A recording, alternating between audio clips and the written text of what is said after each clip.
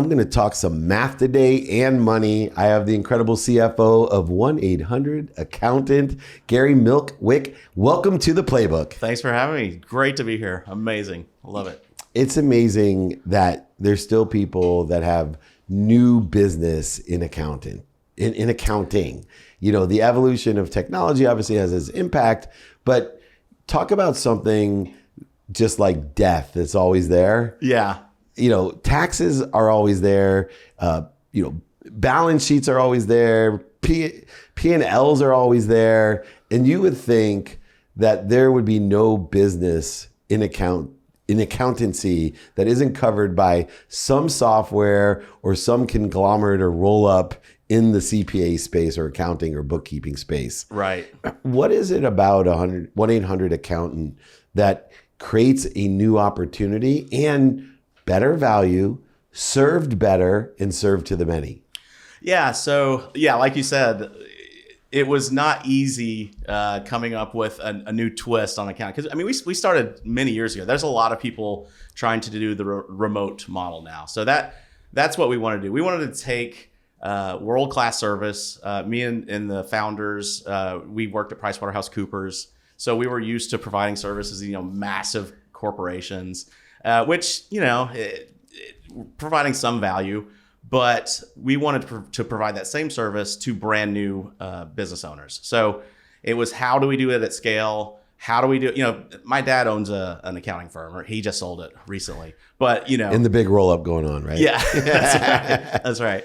But he, these are clients that he wouldn't want to take on because it's like, I'd rather have a handful of really big clients rather than a bunch of people who are just starting out and may or may not pay me. It's gonna be a lot of work. Their businesses might fail. And so we said, how are we going to, take these millions and millions of small business owners and provide great service to them? And it's awesome because you're really helping them. Unlike if I'm working for, if I'm an auditor at Microsoft or somewhere, I'm not providing much value there. But if I'm providing tax advice to somebody and I save them $20,000 in taxes and that helps them go out and make an investment, and I mean, that's happened, and so it really is helping people. And then to your other point, we decided really early on to go remote because we knew, all right, we can't scale this thing, to hundreds of accountants in an office building in New York or Phoenix or wherever we had our offices at the time. We're going to have to figure out a way to do it remote. So we started working on the remote model years ago. And so when COVID hit, it just we were already set, So now everybody's trying to do the remote accounting thing, but we've got a huge head start, which is cool. I find interesting in all business and all industry is that those people that were preparing for what was an obvious future, benefited because all COVID did was accelerate the learning curve and the time curve. That's right. Because a lot of things like accountancy, you already saw the writing on the wall. That you had a two-sided marketplace where you could aggregate accountants all over the place remotely and provide services remotely because of the security that was available now, the latency of the network, the ability with, just simple things like Excel to share information. Yeah. All of these things were already there. Right. You guys had the vision to do that. How difficult was it though, even though it was obvious to me, to get buy-in before COVID, that, it wasn't going to be decades, let alone maybe a century before people would feel confident in doing that? Yeah. I mean, we did a lot of testing. And before COVID, when we were trying to sell to a new client, that was always the first objection, right? I'd rather have somebody I can sit down and meet face to face. And it was tough, but the fact that there was already online banking and other industries where people had gotten used to mortgages. Yeah, exactly. Yeah. You didn't have to walk into a branch of a bank to take out a mortgage. So they were already kind of starting that.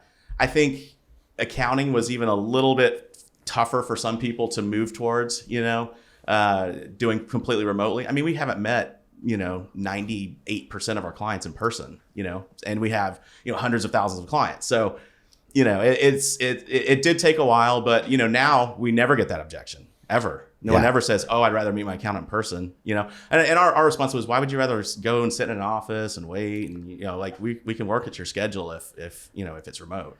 Yeah. For me, the mortgage industry, once I started giving that information, It basically was everything my accountant was preparing for me anyway. Right. Right. Yeah. So it just made really good sense for me. I never had any objection to it. Now, to that matter, let's shift the perspective of the business owner like myself.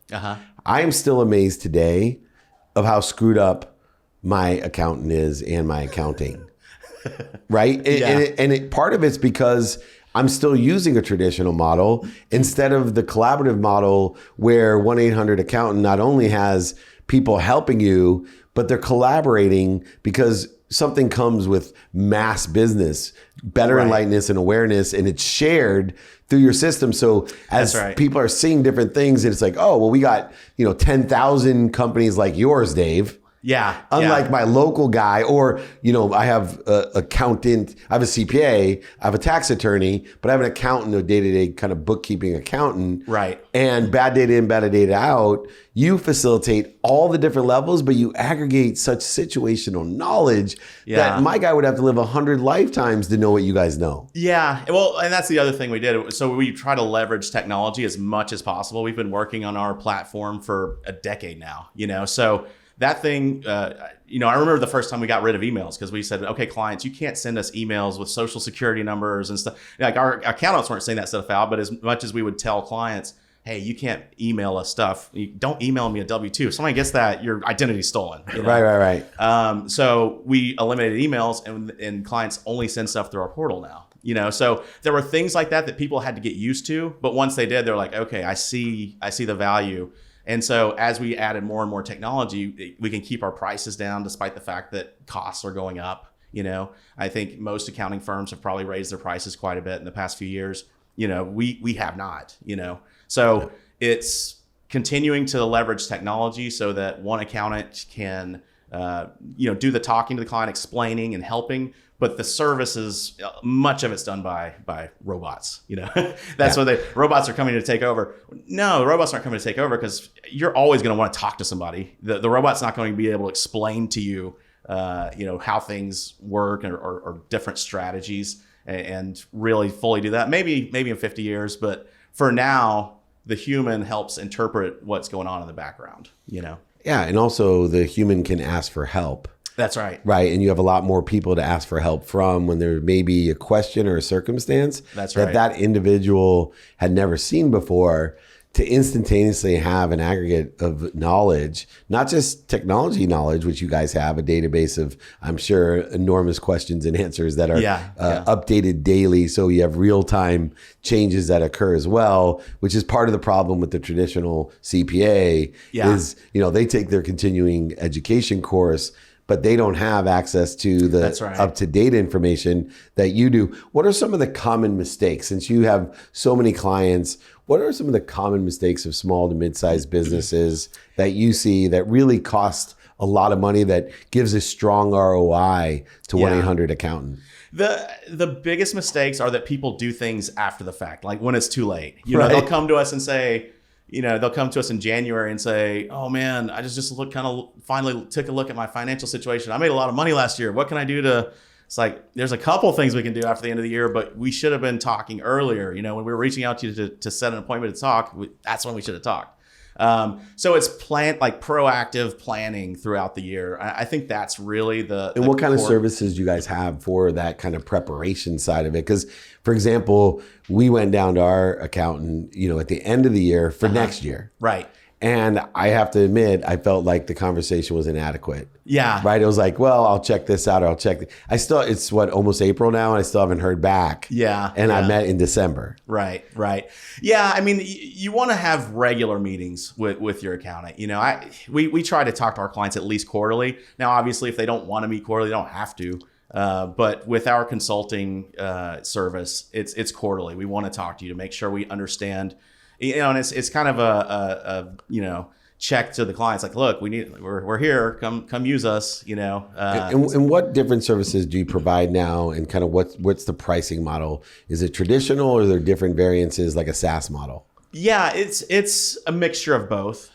So our core consulting is. Our consulting service is kind of the glue that holds everything else together and provides the real value. Then we actually we And obviously how's have that charged? Like a traditional consultant? It's generally with most of our small business owners, unless they're a really big business, it's like a flat $1,000 a year. So it's flat rate. Yeah, it's flat rate. Yeah, you can call us as many you times don't tell as me you how want. much unless you want to, but Yeah, I was no, more on the modeling. Yeah, no, it's fine. We're completely transparent about it because if you do It's on your landing page. Yeah, that's right. If you go to your accountant and ask him, let's say you check in here, there. Oh, I'm going to charge you $250 for this question you asked me in this little meeting we had. I'm going to charge you, this Like took an a hour lawyer. of research time. Yeah. So you get nickel and dimed and you look at the end of the year and it was like, oh man, Yeah, I just lost everything they saved me. I just paid $4,000 over the course of the year. Whereas if it's a flat rate, you don't feel like I don't want to pick up my phone because he's going to charge me $250. Right. It I think actually encourages more, interaction. Very cool. And then do you do accounting services? Yeah. So we have tax preparation, business and personal, and then bookkeeping and payroll. Those are our core services. We have other things like if clients need I'm curious on the bookkeeping side because a lot of them, that's a big critical business issue for small business. It's been one for me as I probably am involved in more businesses and the people that I coach. Right. And I try to give them the best advice on bookkeeping because, human nature is not to check things every day. Yeah. And so how do you facilitate, being on top of the bank accounts and credit cards, which are the two biggest critical business issues for a small business? Yeah. That their accountant, oh, sorry, I just didn't see that for 2 weeks. That's right. Yeah, we use technology for that. So we built our own bookkeeping product. So it's in our platform. Clients can go in there, they hook up their bank accounts and credit card accounts. So it's just every single day, it's like putting the new transactions And then they can in there. access their P&L, their balance sheet. Yeah, that's we up have- to date in real time. Exactly. We have AI that will go through and say, okay, most people who have a purchase at Walmart for $53, that's usually office supplies or, something like that. So our AI takes all of the millions and millions of transactions that we have in the database and suggests categorization. So they don't even have to really worry, about that. But what about payroll, account payable, and account receivable help? Do you guys give help? And Yeah. if so, what Yeah. direction do you give help? Well, payroll, is crucial for small business owners. So we obviously do that. It's all built into the platform as well. So we try to utilize technology to, if they're set on a set salary, they don't have to do anything. It just automatically happens every month. And receivables and payables, we don't actually do the payments, but we have plugins with different technology products that we recommend to people. Oh, very cool. And then as far as scaling this business now, everything's been accelerated. Right. And that sometimes could be a huge challenge for a company when you have the right service or solution at the right time. What are some of the challenges that, you had great business, but I'm sure there's some challenges, especially maybe on the talent side? Yeah. Well, that was one of the main reasons we went to a remote model because it was like we at that point in time when we went remote, we had an office in New York, we had an office in Phoenix. We had gotten to the point where we'd almost filled up both of those offices. And it was like getting more and more difficult to find qualified people. And it's like, look, we can't just keep, or we're going to go to, now we're going to go to Miami and open an office and fill it up and then have trouble finding people. And it was like, no, we got to figure out a way to do this remotely. And so that allowed us to be like, okay, the first remote people we found were probably really overqualified for our types of clients. Right. But they were in situations, I live in Des Moines because my spouse had something else and there aren't great options for me here or wherever it happened to be. And so it's like, yeah, I'd love, I'm a stay-at-home parent. I would love to have the opportunity to work, when my kids taking a nap, so stuff like that. We're like, that's the way we can get people in. Or just freedom of when to work when my kids go to sleep, especially with, our own healthcare system and what's happening. It's difficult for parents to have employment like this, basic, skills that are necessary to be an accountant. And I'm sure there's tons of accountants and CPAs that were dying for the freedom that 1-800-ACCOUNTANT provides. Absolutely. It's everybody's going more that direction now, but I feel like we just started so early that it gave us a head start on getting people into the system. And where do you see it going? Right? Like we've accelerated through the Zooms of the world, the 1-800-ACCOUNTANTs of the world, the DoorDashes of the world.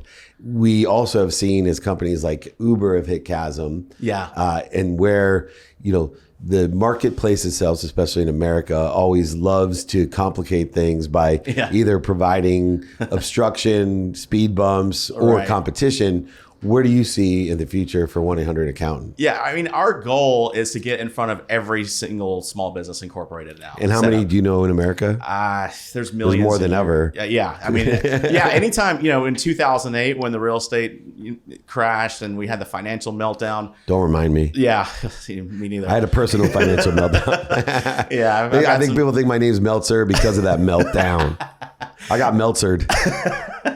Yeah, I think just about everybody did. But, it did create a lot of brand new business owners. And some of our clients that we picked up in that time are doing amazingly well, So, sometimes those challenges result in something much better that you may not have taken the step to do. So it's the same thing with COVID. A lot of people lost their jobs. And we've got a lot of clients who started their businesses and are now wildly successful. And it's like, man, COVID was the best thing that ever happened to me. At the time, it seemed horrible, but looking back, man, great result. So, yeah, it definitely, and with the gig economy too, just the changing, people want more flexibility and freedom to work when and where they want, So, yeah, I see new business owners continuing to increase every year significantly. Last question. To have a successful business, you need to provide value. I think you've articulated that quantitative value exceptionally well. You have to serve it well in order to get to where you are today, which is to serve it to the many. Right. But it's much more difficult when you're serving to many to serve that same value well. Yes. And you guys are very interactive. You encourage interactive behavior between you and your clients. What type of value are you serving well, even though you're serving to the masses? What are some of the things you're doing? Because I'll use Amazon as an example. Yeah. They're not the best of serving well when they started to serve to the masses. Yeah. Right. I've worked with them for years, but it dissipated the value of Amazon because they couldn't serve me well because they were serving billions of people. Right. For you, what are some of the things that you're doing because you're growing so fast and so big to continue? Because the word on the street is you guys serve well. Yeah. Just like some of the Starbucks or Nordstrom's known for serving people well. Right. So are you. What are some of the things that you're doing to do that? We are constantly tweaking the model, making changes because we know we're not the best. We're a lot better than we were a year ago and way better than we were 5 years ago. But we got a long way to go, and we'll keep doing it. And we go to work every day. How can we make ourselves a little bit better today? How do we do a little bit? How do we make it where we can scale even larger? What processes and controls do we need to put in place so that we can effectively provide service to millions of small business owners? That's it's not easy. It's not easy with accounting where so many people have such different situations. But, we're closer now than we've ever been, which is super exciting. Well, Gary, you're in the right room because here at Entrepreneurs, the Playbook, we call this room, I know it looks like a football field, but it's not for the Rams, but for everyone else that plays here. This is the room for improvement. Yeah. So 1-800-ACCOUNTANT CFO Gary Milkwick joining me, David Meltzer, here in the room of improvement.